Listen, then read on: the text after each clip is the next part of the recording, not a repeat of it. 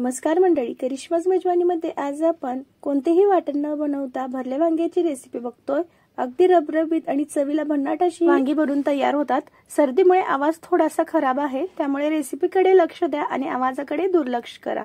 मस्त चमचमीत अशी वांगी एकदा बनवाल तर नेहमी याच पद्धतीने बनवून व्हिडिओ शेवटपर्यंत नक्की पहा आणि रेसिपी आवडली तर लाईक आणि शेअर करायला विसरू नका। इथे मी अर्धा किलो ताजी वांगी घेतलेली आहेत। अगदी छोटी छोटी वांगी आहेत ही।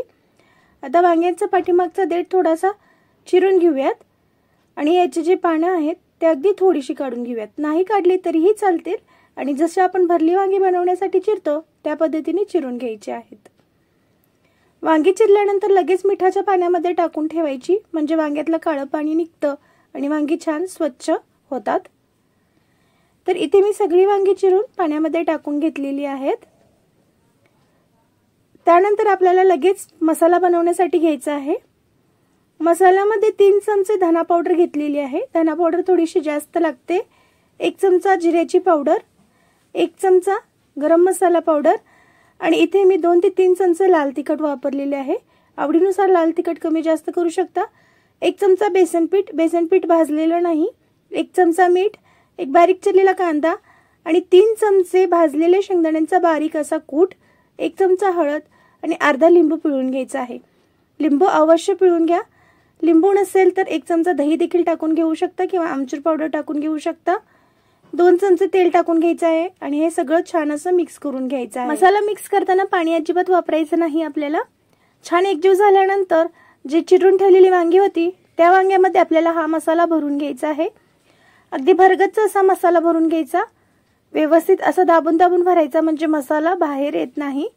वांगी शिजली तरी मसाला बाहेर येत नाही। तुम्हाला जर 7 दिवसाच्या 7 नाश्त्याच्या रेसिपी पाहायच्या असतील किंवा 7 दिवसाच्या 7 सुक्या भाज्यांची रेसिपी पाहायची असतील तर त्या सगळ्या व्हिडिओची लिंक तुम्हाला डिस्क्रिप्शन मध्ये भेटेल आणि व्हिडिओच्या शेवटी देखील तुम्हाला ते व्हिडिओ पाहायला भेटतील। नक्की पहा, तुमच्या उपयोगी पडतील।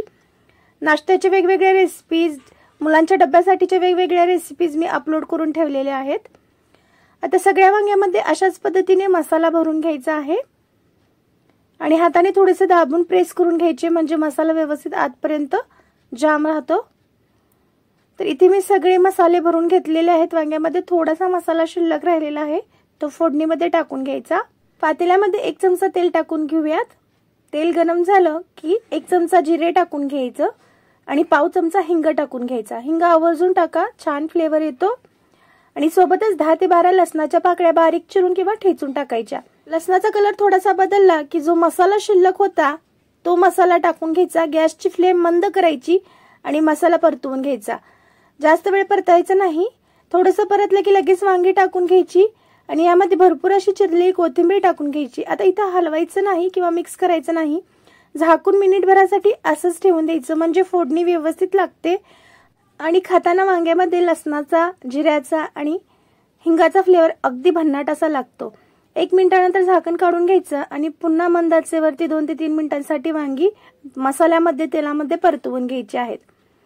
व्यवस्थित वांगी परतवून घेतल्यानंतर पुन्हा झाकण ठेवून घ्यायचं आहे आणि यावरती थोडंसं पाणी ठेवून द्यायचं आहे। आता पाणी थोडंसं गरम झालं की पहिल्या वेळेस लगेच पाणी यामध्ये टाकून घ्यायचं।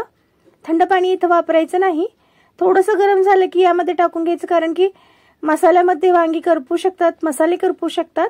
याकरता थोडंसं पाणी आधी टाकून घ्यायचं, मिक्स करून घ्यायचं आणि पुन्हा झाकण लावून यामध्ये पाणी ठेवून घ्यायचं आहे। आता आतलं पाणी आटूसपर्यंत वरचं झाकण काढायचं नाही आणि थोडंसं पाणी आतलं आटलं की मग वरचं झाकण काढून त्यातलं पाणी यामध्ये ओतून घ्यायचं आहे। अशा पद्धतीने जर वांगी शिजवली ना इतकी चविष्ट लागतात, भन्नाट लागतात। जवळजवळ असं मी 2-3 वेळा पाणी टाकून घेतलं। जेवढं तुम्हाला रबरबीत बनवायचं आहे, आमटी बनवायची आहे किंवा सुक्का हवा आहे त्यानुसार पाणी टाकून घ्या। तर इथं वांग शिजून तयार झालेलं आहे। गॅस बंद करून घेते। बघू शकता मस्त अशी तर्री आलेली आहे आणि वांग देखील मस्त असं शिजलेलं आहे। तुम्हाला जितपत रस्सा हवा आहे, जितपत भाजी आमटी हवी आहे त्यानुसार पाणी टाकून घ्यायचं। गरमागरम भाकरी सोबत, भातासोबत, चपातीसोबत अगदी भन्नाट लागते। कोणतेही वाटण न करता, कोणतीही पूर्वतयारी न करता या पद्धतीने तुम्ही भरली वांगी एकदा नक्कीच बनवून पहा। इतका छान फ्लेवर येतो लसणाचा आणि जिऱ्याचा।